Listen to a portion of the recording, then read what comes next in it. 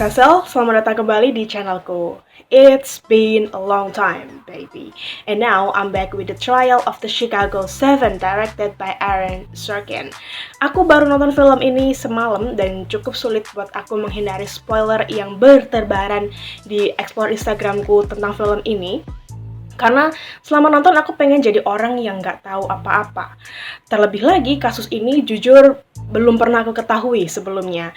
Yang bercerita tentang 7 orang dengan latar yang berbeda dan mereka ini diadili berdasarkan tuduhan sebagai penghasut kerusuhan berdarah yang terjadi di Democratic National Convention di tahun 1968.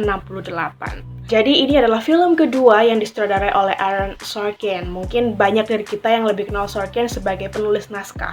Dan aku pribadi jujur nggak meragukan lah skill yang dia punya. Karena biasanya skrip yang dia tulis itu selalu padat dan poinnya itu tertata rapi.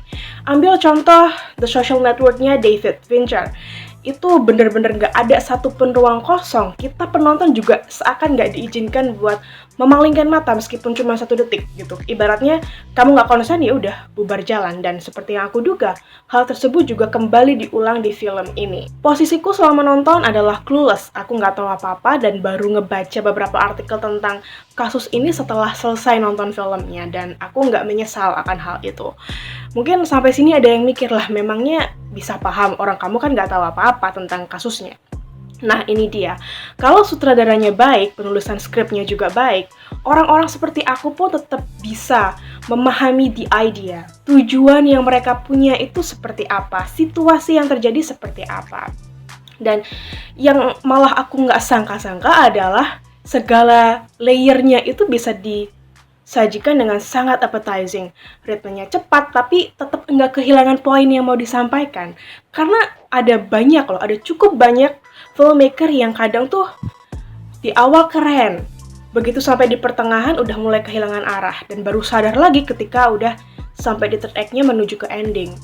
Sedangkan untuk Sorkin, dia bisa mengeksekusi film ini dengan baik. Bener-bener rapi dan timingnya pun ditata dengan sistematis. Jadi meskipun 80% kita cuma ada di ruangan pengadilan, kita pun nggak punya kesempatan untuk bosen gitu.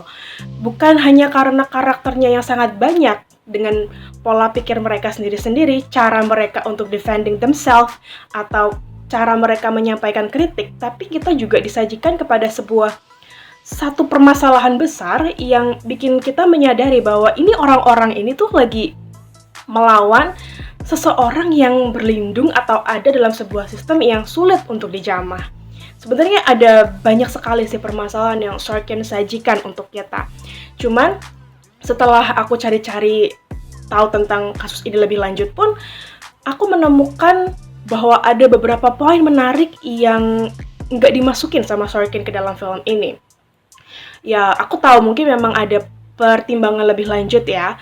Cuman, dari fakta yang aku temukan itu, aku jadi membayangkan gimana ya kalau misalkan sosok seniman yang juga menjadi saksi dalam trial tersebut ada dalam film ini.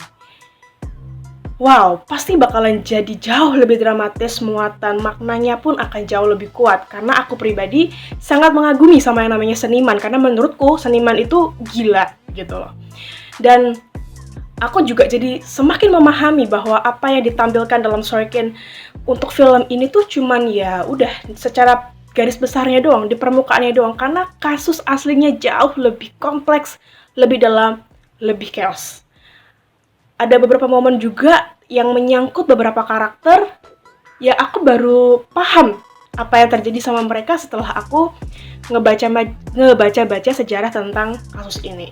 Tapi seperti yang aku bilang tadi, untungnya film ini masih bisa mempertahankan poin-poin yang pengen disampaikan secara konsisten, meskipun cuman secara garis besarnya doang gitu.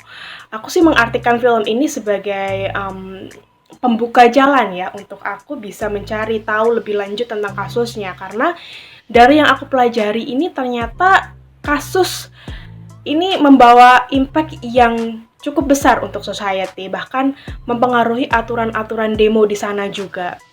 Jadi intinya untuk film ini kalau kalian nggak paham ya kalian harus research, harus rajin-rajin research, karena kalau enggak ya palingan kalian bakalan kesel-kesel sendiri doang gitu loh, karena ada beberapa poin yang enggak dijelaskan secara gamblang oleh Sorkin.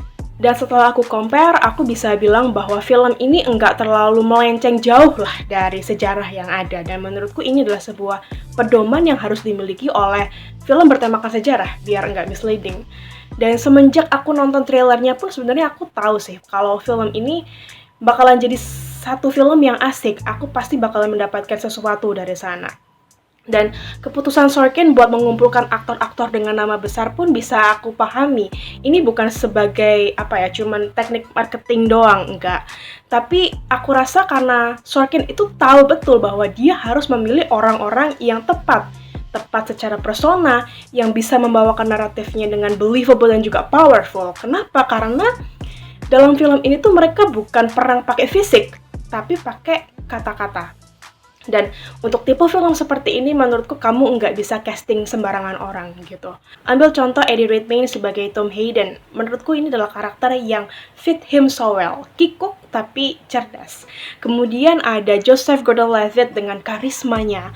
Sacha Baron Cohen sebagai Abby Hoffman yang sarcastic but again smart gitu.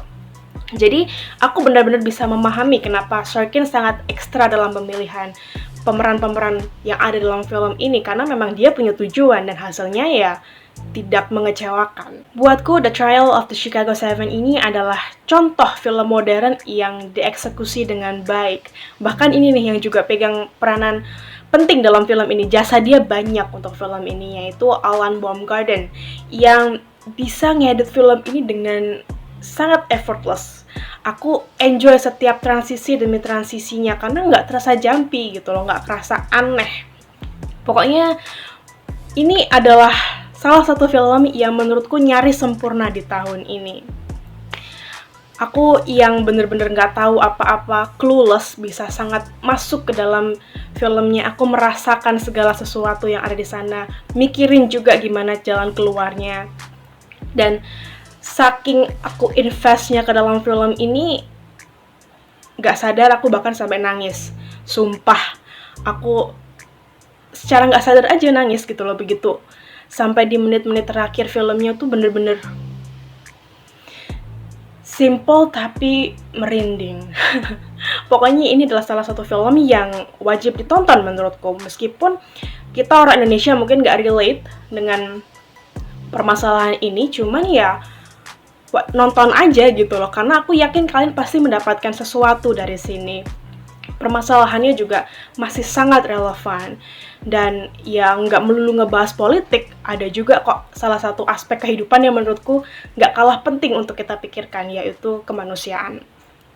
Dan rating yang akan aku berikan untuk The Trial of the Chicago 7 adalah 9 dari 10. That's all buat review kali ini. Kalian yang udah nonton, boleh dong tulis pendapatnya di kolom komentar. Ayo kita diskusi di sana. Thank you so much for watching. I'll see you in the next video. Eat, sleep, movie, repeat. Bye!